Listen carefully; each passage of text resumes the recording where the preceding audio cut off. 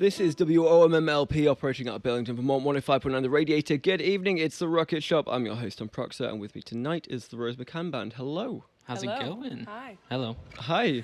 It's pretty good. How are you? We're good. Pretty swell. Yeah, happy to be here. Do you want to introduce yourselves? I'm Emma. I'm the vocalist. I'm Ben, and I play guitar and do some singing as well. Do a little bit tonight. Yeah. Fantastic. Well, we like kicking it off with the song, so what have you got for us? We've got one of our originals, 305.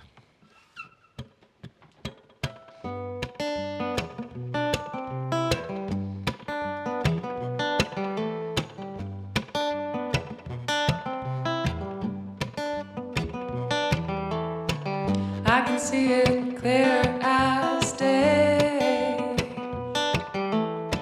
Second window from the left, some might say. Sticky toes and tired eyes. Oh, I can see it in my head and I miss it sometimes. Ooh, I miss it sometimes. I see myself for the first time. Hear your heart calling mine.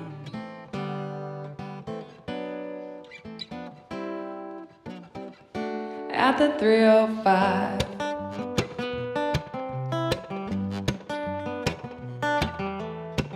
Wall-bound roses play with my mind. Those neon lights make it feel like summertime. Strings in my hand, watching the sunlight. Those white mountains driving home on a Sunday night. Ooh, it feels like home. Ooh, it's what I've come to know. I see myself for the first time. Hear your heart calling mine.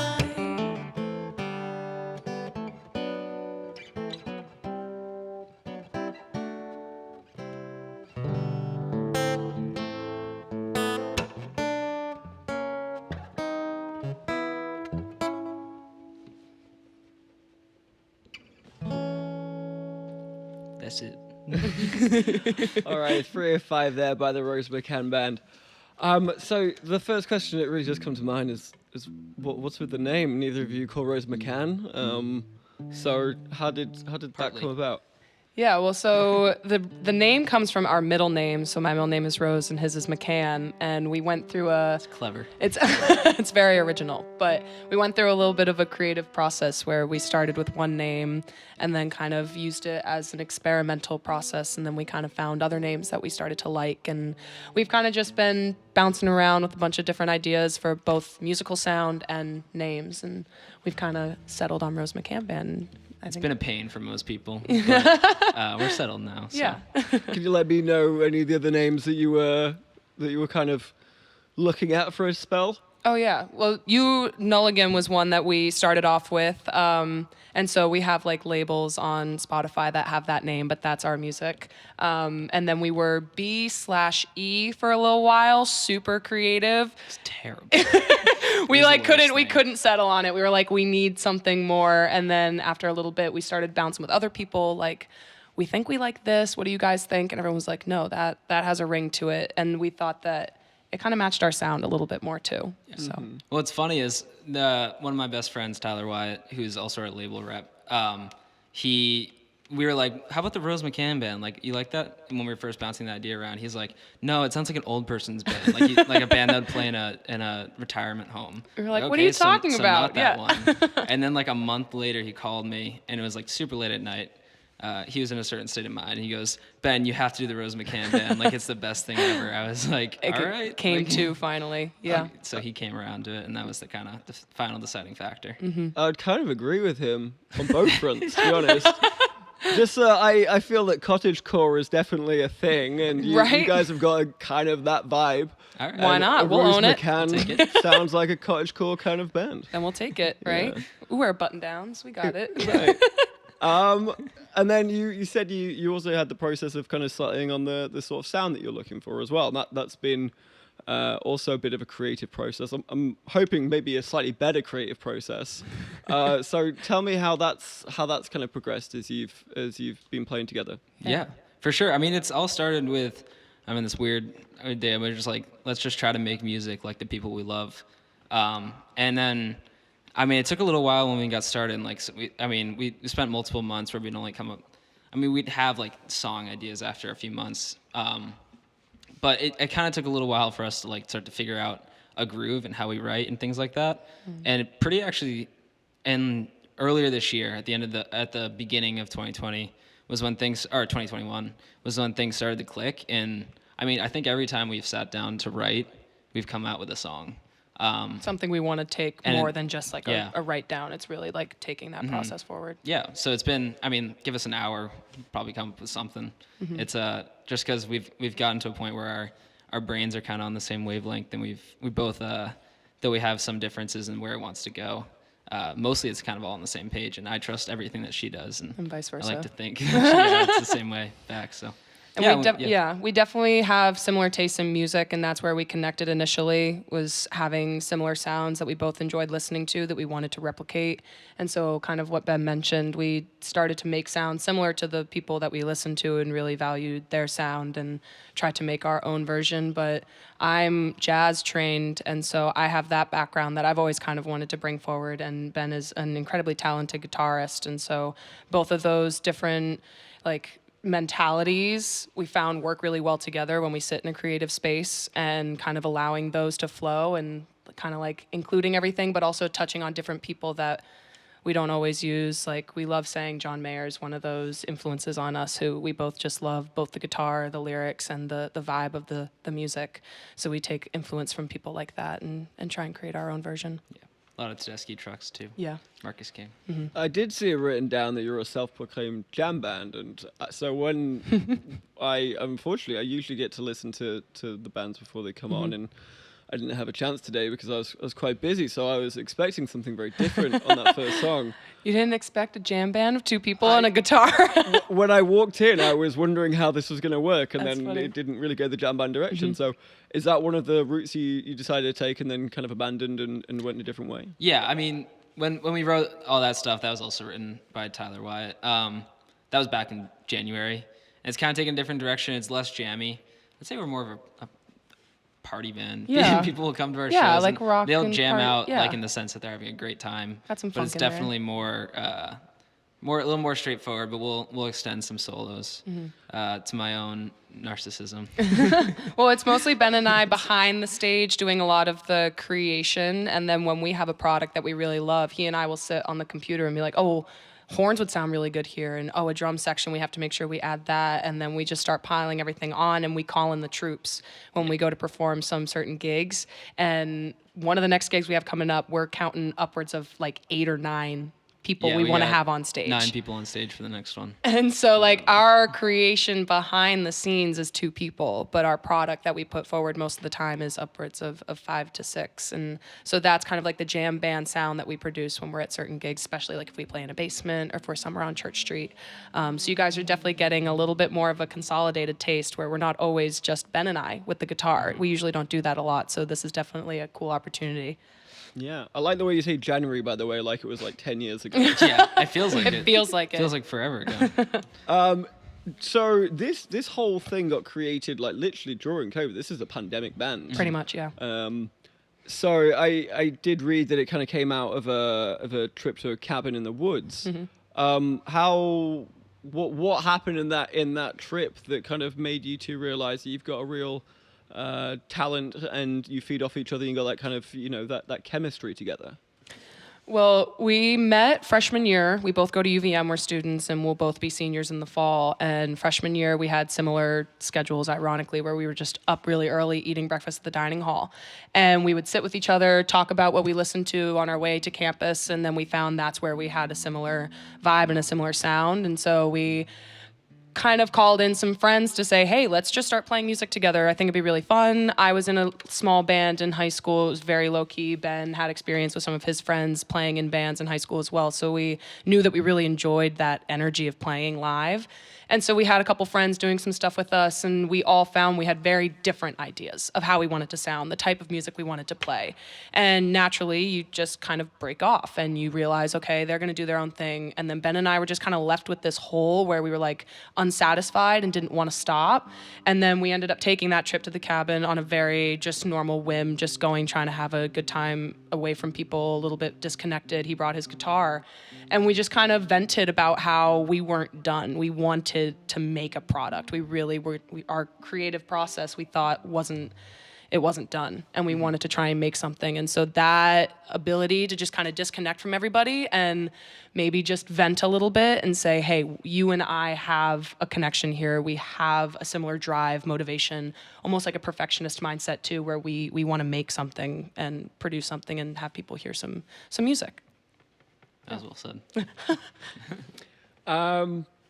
Yeah, to get to that perfectionist mindset, and also that creative process that you go through. You mentioned that you can sit down for an hour and you've got something there that you would like to push forward. Kind of a two-part on this one. One, is there a specific kind of place or mindset you have to be in order to be in that creative spirit? And then second of all, creating a song in an hour, how perfectionist really can you be? So how does that kind of fit with the self-proclaimed perfectionism that you purport to have? Yeah. Well, I guess I shouldn't say we record a song in an hour. We'll have a rough demo and some lyrics down and some chord progressions and maybe an idea of where it wants to go. But the whole thing doesn't come together in an hour. It takes, we're dealing with that song we just played, 305. We've been recording that for months now. That's been a pain in the butt. Yeah, it doesn't, we're perfectionists in the sense that when we find a sound, we stick to it.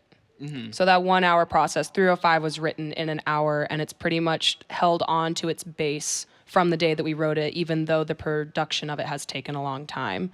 And I guess in that same sense, it does take a long time because we're also students and we work full-time jobs outside of school, so trying to fit everything into it is difficult. So the time that we spend, we focus really, really hard on making sure that it's exactly how we want it to sound. So we're not putting out a product that's half-assed. We want to make sure we're putting real stuff out there. So even if it is just for an hour that we have together in I call it like our little dojo. It's Ben's bedroom where we have tapestries and he's got the recording stuff down. But I definitely think we push really hard for putting something out there that he and I are incredibly proud of, no matter how long it takes. And again, that was written in January. I'd say perfectionist isn't as, the songs have changed a lot. And there's, our last single was just kind of I just want to get this out the door. Or, it's not perfect, but done's better than perfect. So that's a little different. Those definitions are a little outdated now. the many years ago in January. So you just mentioned that the recording studio is in your room. So is everything you created self-produced and self-recorded? Yep. Yeah, we have some help from friends, but it's all just fake it till you make it. Oh, this sounds good. I'll run with it. We have some help, friends jumping on bass. I have two amazing friends from New Jersey who are twins and they play bass and drums, so they'll put stuff on our tracks, and they got that twin kinetic energy, so they lock in, and their bass and drum parts are just absolutely unreal. So those are great. And then we have other friends that come in on horns and input. We have a lot of great friends that are very talented and knowledgeable in the mixing and producing world. So I'll send them stuff and they tell me what to do. I'm all self-taught, don't know what the hell I'm doing. So yeah, I see here that it's not until your senior year of high school that you learn guitar. So it's very impressive. Just a few years later, you got the kind of skills that you do have. It must have taken a lot of dedication. Yeah, I was just chasing after my friends who I want to play with them, and then they're this high up. I'm like, okay, how do I get to there? asking them questions and trying to just chase after them. Still doing it to this day. Well, you seem to be doing a pretty good job. Thanks. I'd love to hear another song. So what have you got for us? Sweet. This one's absolutely brand new. Yeah. Rehearsed it like for the first time yesterday, and then This is its 10 minutes debut. before we came here. Yeah.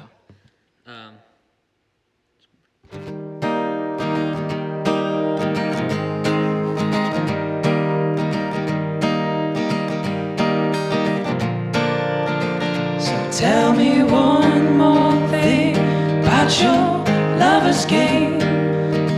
I think I can help you tonight.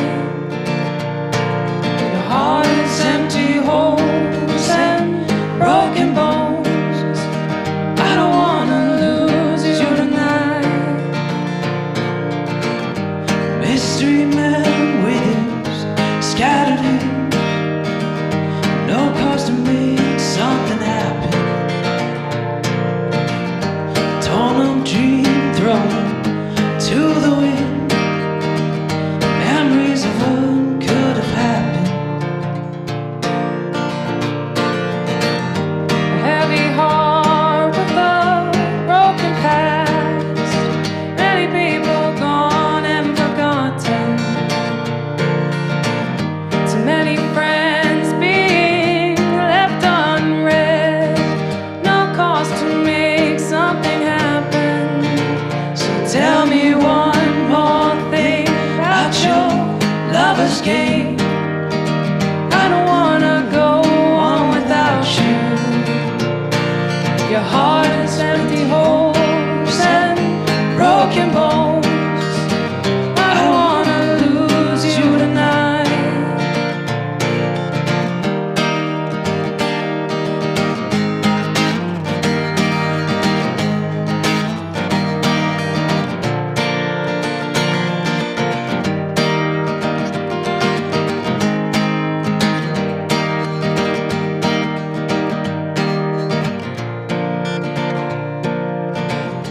She has strength she can't comprehend. Her hands have a way with words and eyes, looking for truth and some distraction, a different point of view and satisfaction. So tell me one more thing about your lover's game, 'cause I don't wanna go on without you. Your heart is empty holes and broken bones. I don't wanna lose you tonight. So tell me one more thing. Tell me how you feeling. I don't wanna lose you tonight. Your heart is empty holes and broken bones. I don't wanna lose you tonight.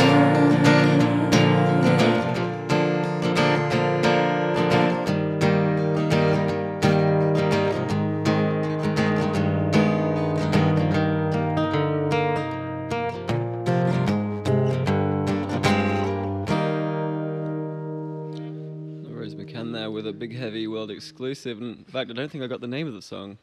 I don't even know what the name of the song is. I know. What is that? Uh, Tell me one more You- thing. One more thing. One Tell more me one more thing? thing. Yeah. One more thing. Working title. Working title. Debut. Well, thank you for sharing a new song with us. We always like Absolutely. having having people try new things on this show. So you've mentioned that you're frequenting the basements around Burlington. I also see that you played at Wallflower quite recently. As a band, That's coming up. oh, it's coming up. Oh, apologies. Are good. you excited for that gig? I went there quite recently, actually, and I was like really excited to be sitting down and be like, wow, this will be a really cool spot to play some music. So any place in Burlington, we're incredibly lucky to play because it's just such an awesome music scene. So we were lucky to play at the Swan Dojo last month, and then we'll be playing again at the end of August. So we like That's that when we have space. 9 people. Yeah, that's when we're bringing out the jam band. But yeah, Wallflower will be the 2 of us, and Yeah. really exciting because we're busting out.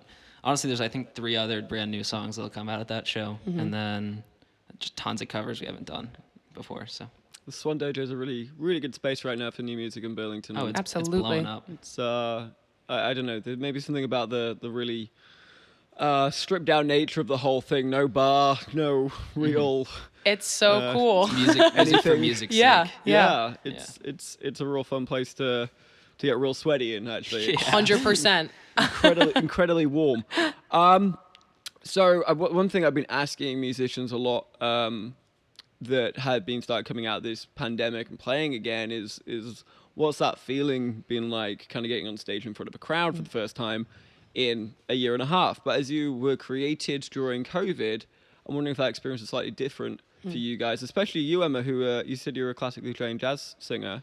Which Yeah. you can tell, by the way, it's incredible voice. Appreciate it. Thank you. How is this experience been different playing these songs live, especially considering the kind of time and place you're at? Yeah, it's therapeutic is the best way I can describe it, because you miss a connection, especially in a time where you can't be around other people. And I know I'm someone who I just love interacting with people in any way that I can. And so when you're on stage and there's strangers who are staring at you and are loving what you're doing, and they're happy and they're excited to be in your energy, it's one of those feelings you can't get any other way. And so being deprived of that for a little while was definitely strange. You don't really notice it because you're so consumed in what everything else was going on, so you don't quite think, oh wow, I really miss performing today. But there's also all this crap going on in the world, so it's kind of tough to focus on it. But then when you finally get back into it, I remember our Swan Dojo gig. We had way more people show up than we were expecting. And I just remember looking out at the crowd of all of those people and all of their faces just being so happy to hear live music again, and knowing that we could provide that happiness and energy for those people who are so excited to be there, that you can't replace, and you can't get in any other way than just playing live music. Yeah, it's really, really special. Yeah, it feels like it's been something I've been building up for years, because I played in the band in high school, but it was never like the music I wanted to play, really. It was kind of just whatever the band decided on. And then, it just was like, went to college, didn't have an opportunity. And then I was like, oh, finally an opportunity is arriving, sophomore year, and then boom, pandemic. And so just being able to finally play the music that I've always wanted to play, and the way I want to play it, with like the style and the energy I've wanted to play it, it's like amazing. I'm really, really, really happy to be doing it. But yeah, it's great. Ben, you're also you're a music photographer as well. So as you've been coming into this scene and starting to play in front of other people, what are some things that you've either witnessed or experienced as, someone on the other side behind the lens that you kind of realizing now? Is there anything that kind of clicked for you in terms of being able to experience both sides of that kind of element of the music industry? Yeah, I love every single moment of everything I do, like music or music photography. It's if I'm not on stage playing, I'm on stage photographing music. So it's been, I guess like I've been photographing live music all through the pandemic, except for last spring and summer. Like last fall, I was shooting music every single weekend. Winter was rougher, and a lot of downtime. But this whole time, when I got back to Burlington, because I went home to stay with my parents during last spring, I just was like, okay, how can I take photos of musicians safely? And ended up starting doing like a bunch of outdoor photo shoots, and that was really like my huge introduction to the scene.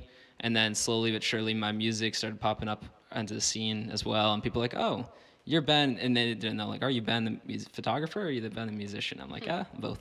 But that's been fun. But I have, since playing live, I have such more appreciation for what the musicians do.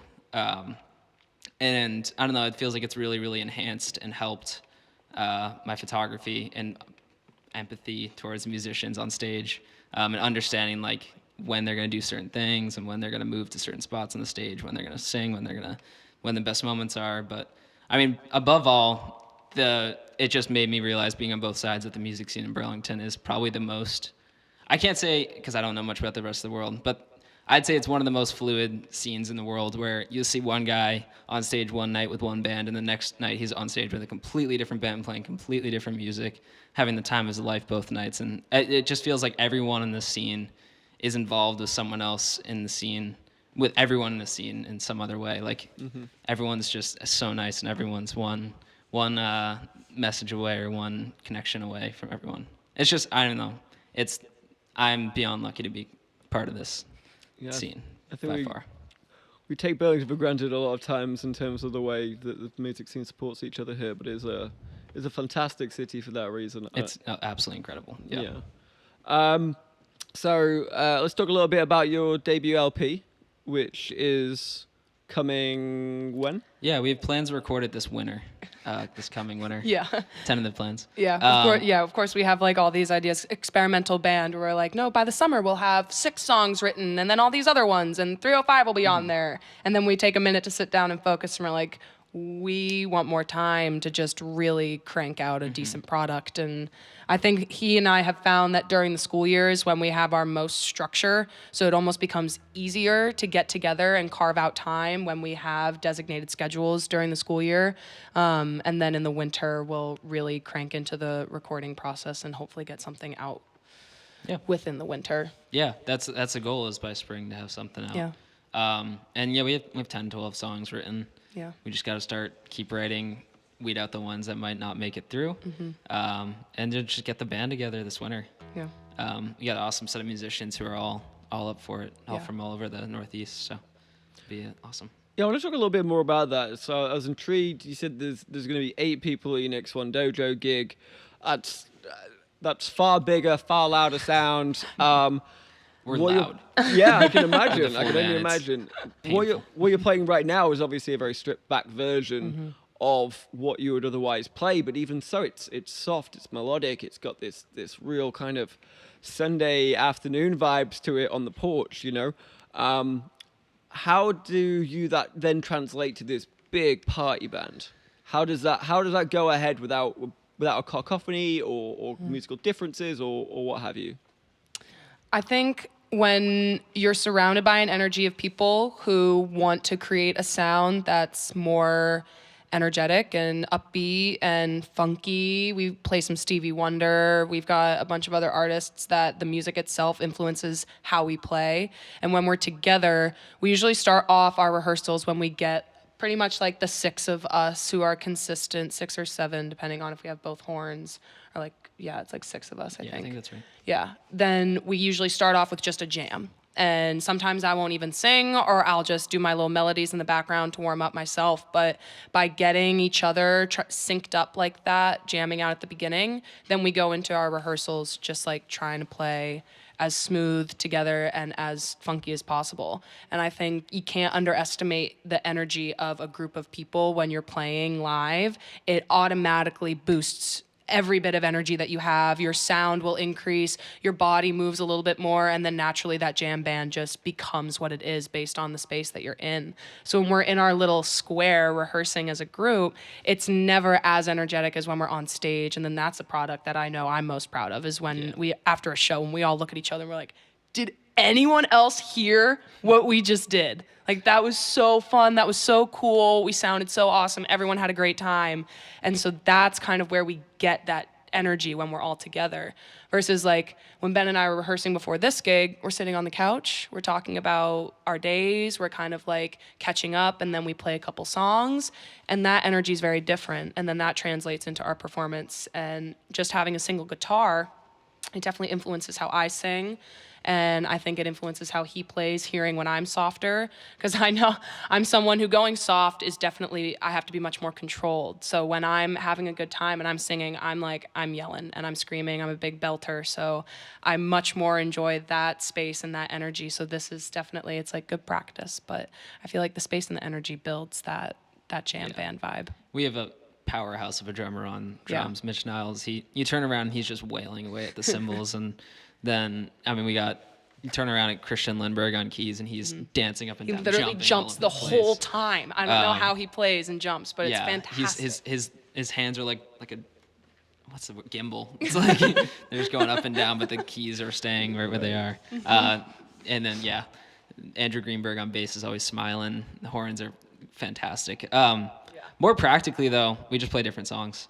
Like you're not gonna hear that last tune at one of our live shows. I don't think, at least unless we got control of the audience, which we usually never ever do. But we just play different songs. Like louder, energetic songs. And so with regards to the LP, because I mean, it seems you two are also a pretty fluid band in terms that this is different. This is not the same band as what you are, you know, with 7-9 people on stage. It's two different genres. It's different set of songs. Yeah. For the LP, which is the sound you're going to try and capture? You're going to try and do both. I mean, I know Electric Guest did a great album where they basically alternated between styles the entire album, and I think it worked really well. So what's the kind of plan for that? Or is there no plan and you're just going to see what happens? I mean, honestly, it's going to be a completely different cast of musicians than we play with live. Yeah. It's like honestly a completely different group of people. It's going to be a lot more, I would say it's a lot more free form. We're going to see how the jams, when we start rehearsing for that with that band in wintertime, how that turns out. But it's going to be a little, somewhere in between. It's going to be somewhere in between both. for sure. Yeah. Where we want the live shows to be energetic. We want to be able to pare them back, but we also, it's going to be really, really, I think tight, and probably is the best word. It'll be because I know our live performances are never the same as the song that we recorded. Like Fly On, one of our songs on Spotify, is a little bit more controlled and sounds like a studio produced version, versus when we play live, we really fill in a lot of guitar solos. We leave space for the horns to kind of go off. The beginning and the end, the outro and the intro are usually always different based on the show that we're playing. And so I think we'll kind of go into the album the same way that we did recording the songs, where we're just like, we want to create a solid product that when you're listening it into headphones, it sounds clean, it sounds produced, and it's going to be whatever the song sound is supposed to be.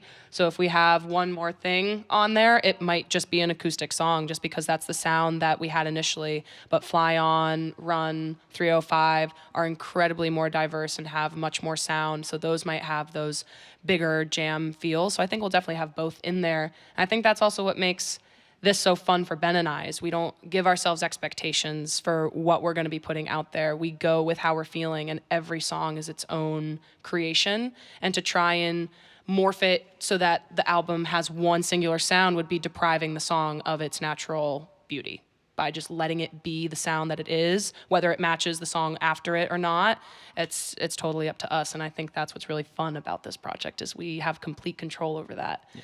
And that's a good point. Yeah. Letting the song be what it is. Like when we play the songs live for a certain reason, because that band plays it that way. Yeah. But we'll play it way differently in the studio when we get with the other band, because that's the way that band play. That band's a lot more jazzy. That's a lot of complex chords, and they'll bring in their own input. I'm counting on it. I want them to bring in some weird jazz stuff and things like that. And make it happen. Oh, it's going to be an interesting one to listen to. I look forward to it. Yeah. Was about all we've got time for tonight, but how do people find you? And tell us again those dates that you'll be playing in Burlington. Yeah. We got August 10th at Wallflower Collective, and then we got August 27th at Swan Dojo. Find us and we got a bunch of dates in the fall that are lining up right now. Even some across the lake for the Plattsburgh folks. We're on Facebook, Instagram, Spotify, Bandcamp. Maybe. Yeah. Yeah, but Instagram YouTube. is, Figure it out. Instagram Rose McCann Band. Spotify now is Rose McCann Band as well. We recently had to change it from our first name, Nulligan. That's also the name that's on our on our Facebook, so it's a little confusing. Oh, the Facebook's Rose McCann. It is now too. Yeah. Oh, so there we go. We're in the process of changing everything, so you pretty much can find us at Rose McCann Band anywhere. Excellent. Well, thank you so much for coming in. Thank you. And what song you got to play us out with? We got our debut single, Fly On, came out in February.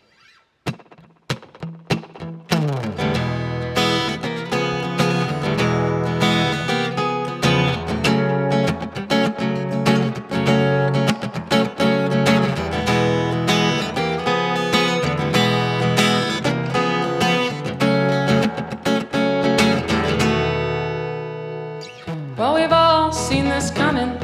We know I'm not cunning, and my record gives me no added praise.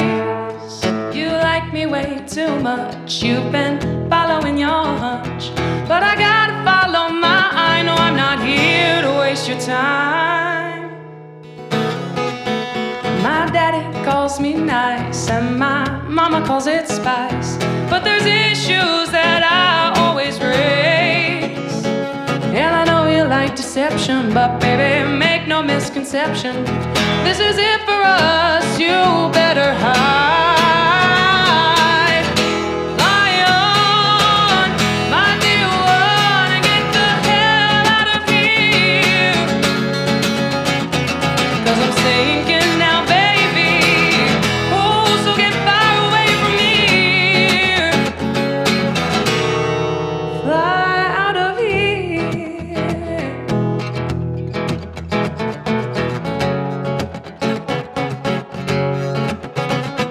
So I heard you called my friend, said there's things you want to mend, but I'm over being fixed up and used. If I could give you some advice, I know I'm not your vice, and baby, I'm my own damn muse. Fly on, my dear one, and get the hell out of here. 'Cause I'm sinking now, baby. Oh, so get far away from here. Fly out of here. Ooh,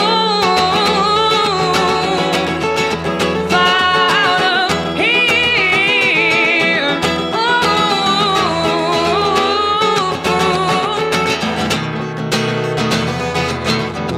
Fly on, my dear one, and get the hell out of here. Ooh, 'cause I'm sinking now, baby. Oh, so get far away from here. Ooh, fly on, my dear one, and get the hell out of here. Oh, 'cause I'm sinking now, baby. Oh, so get far away from here. Fly out of here.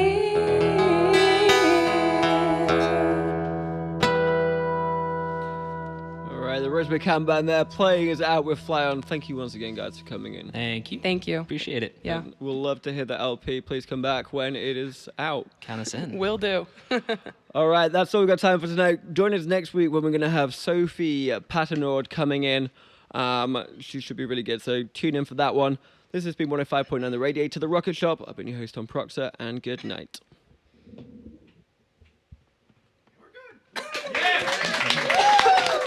Thank you.